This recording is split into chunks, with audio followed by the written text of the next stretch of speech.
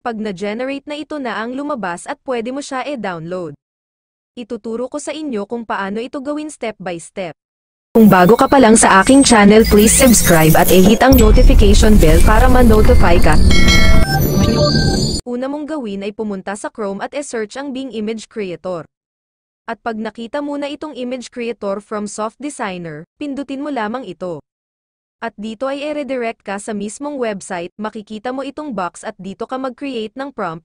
Kung baga kung ano ang gusto mong e-drawing ng AI dapat e-describe mo dito ng maayos. Tandaan dapat may Microsoft email account ka na ginawa bago ka makapag-create image, kung baga mag-sign up ka muna sa Microsoft ng account para makapag-generate ka ng image, at pag naka-sign in ka na, pwede ka na mag-create image.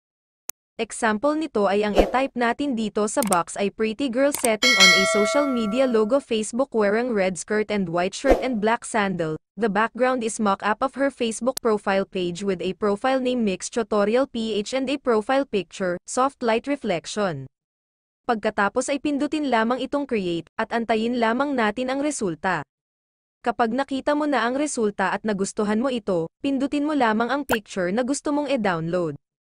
At antayin mo lamang ito, at pagkatapos ay pindutin mo ang tatlong dots sa gilid at pindutin mo ang download. Kapag na-download na ito makikita mo sa taas ang file downloaded at dito pwede mo na i-open ito upang makita mo na ang bago mong download na image, automatic itong mapupunta sa album mo at pwede mo nang i-upload sa Facebook. Kung may natutunan ka sa video na ito, don't forget to like and subscribe. Salamat!